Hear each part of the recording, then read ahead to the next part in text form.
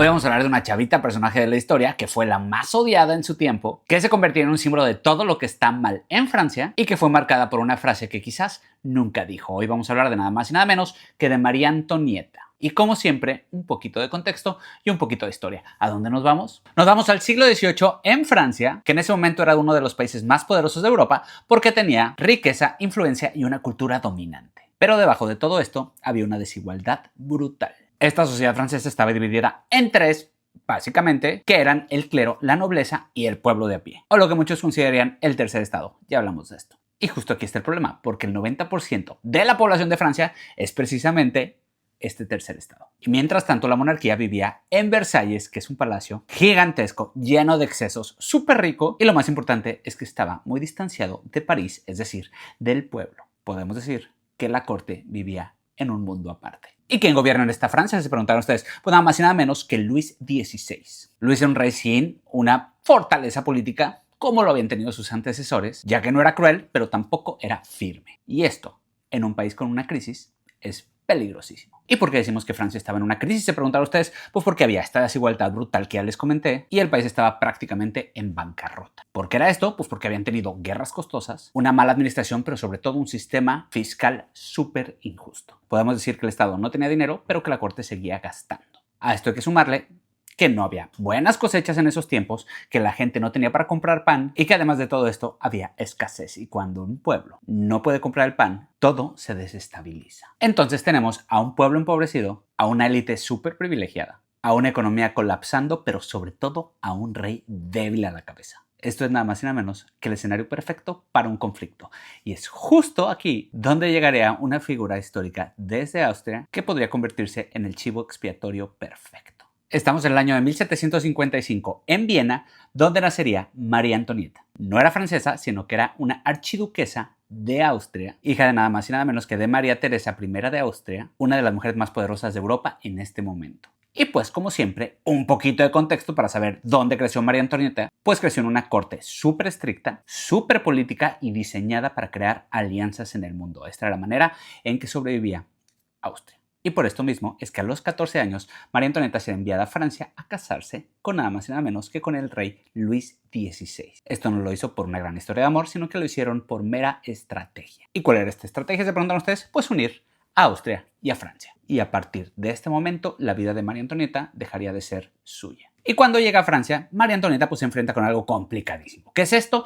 Que pues no habla el idioma, tenía costumbres muy distintas, pero lo más importante es que las reglas de esta corte francesa eran súper rígidas. No eran nada parecidas a las reglas de la corte de Austria, que eran un poquito más ligeras, ya que en Versalles estaban obsesionados con la etiqueta y era una casa llena de intrigas. Entonces esto hizo que la gente o la corte francesa viera a María Antonieta como una extranjera ilusa, por decirlo así. Recordemos que llegó súper joven, entonces la presión que tenía esta mujer era extrema, porque se le estaba pide y pide que nos diera un heredero, es decir, un delfín. Tenía que además adaptarse a esta corte, que ya les comenté cómo era, y sumándole esto, pues tenía que representar a la monarquía francesa. ¿Qué es lo que hizo ella? Pues obviamente con tanta presión tenía que desahogarse y lo hizo en fiestas, en la vida social y en la moda. No lo hizo necesariamente por maldad, sino que lo hizo por desconexión. Y aquí hay que mencionar algo clave, ya que María Antonieta no era la única que vivía en estos lujos, pero sí era la más visible de la época. Esto la hizo el blanco perfecto para todos los chismes que se estaban generando, entre los cuales había unos como que vivían los excesos, que gastaba muchísimo obviamente y que tenía mucha frivolidad.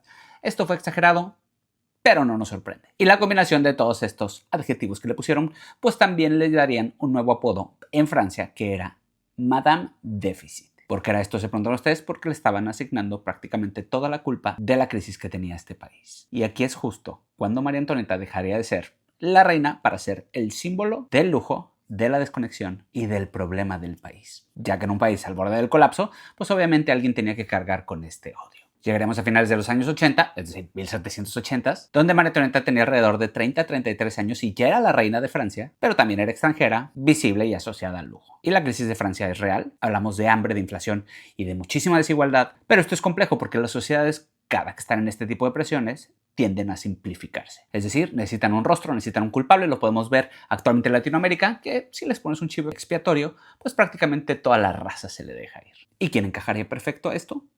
Obviamente María Antonieta. aquí iniciaría una máquina de propaganda porque empezarían a circular panfletos, caricaturas, rumores, donde se le acusaría de gastar sin control, de traicionar a este país y sobre todo de manipular al rey. Así es como poco a poco se construiría esta imagen terrible de María Antonieta, donde saldría una frase muy famosa de ella, asignada a ella, que diría que coman pastel cuando les preguntaron qué hacían con las mujeres que no tenían para comer pan. Esto es un problema porque en realidad no hay una evidencia de que lo haya dicho, y si se pudo haber dicho, pudo haber sido en otro contexto y en otro lugar y en otra época, ya que esta frase se hizo famosa desde mucho antes y después se le asignaría a ella. Pero aquí el punto es que representaba exactamente lo que el pueblo siente. Y sumándole al chivo expiatorio que se había convertido, pues tenemos la mezcla perfecta para el símbolo del abuso, del exceso y sobre todo de un sistema que ya se había roto. Así es que llegaría el año de 1789 con una María Antonieta de 34 años cuando estallaría la Revolución Francesa. Que por cierto la pueden ver en este video aquí abajito, donde explico perfectamente lo que era este tercer estado y pueden entender un poquito la situación y el contexto de María Antonieta. ¿Qué es lo que pasa en resumen? El pueblo toma las calles, se toma la Bastilla y la monarquía francesa empezaría poco a poco a perder el control. El punto es que esta familia real ya no estaba segura en Versalles, así que las llevan a París bajo vigilancia y ya no gobernarían libremente como lo hacían. Estaban ya atrapados y la imagen de María Antonieta ya era irreversible. Y cuando María Antonieta llegaría a los 37, 38 años más o menos, pues ya dejaría de ser lo que es la reina en la práctica, ahora ya sería vigilada y perdería el control total. Es decir, lo que antes eran las grandes fiestas de Versalles, ahora es un gran encierro. Así que llegaríamos al año de 1791 y con este el intento de huida de la familia real de Francia. ¿Qué es lo que pasaría? Fracasaría. Es decir, son reconocidos, son detenidos y son regresados a París. Y aquí cambiará todo, porque ahora ya no son los monarcas débiles que solían ser, sino que ahora son los traidores de Francia. Así es como llegamos a 1792, es decir, el año siguiente, cuando la monarquía francesa sería abolida. ¿Qué es esto? Se preguntarán. Pues que el rey Luis XVI dejaría de ser rey y que María Antonieta dejaría de ser una reina oficialmente. Y que sean ahora, pues nada más y nada menos que ciudadanos presos. Estos grandes traidores del Estado, que en el año de 1793 Luis XVI sería ejecutado vía la guillotina, dejando a María Antonieta con 37 años sola, sin poder, sin protección y sin salida. Así es como pocos meses después, ella misma sería juzgada por traición, por conspiración, pero lo más ridículo de todo, por cargos personales extremos. Pero esto en realidad, aunque haya pruebas sólidas que decían que ella no había tenido nada de esta culpa, pues no sirve para nada porque esto ya es político, esto no es personal. Así es que llegaríamos al mes de octubre de 1793, donde a los 37 años María Antonieta sería llevada a la guillotina sin una corona, sin lujo y sin nada de poder, para terminar siendo el símbolo de un sistema que cayó, así como caería su cabeza en la Plaza de la Concordia. Pasó de archiduquesa de Austria a reina de Francia a una figura central de Europa para terminar así. Podemos decir que María Antonieta no solamente fue una reina, sino que fue una idea alimentada y construida por estos tiempos de crisis que terminarían por destruirla, recordándonos que la historia siempre recuerda a estos personajes de la historia, no como fueron, sino como necesitamos que fueran vistos.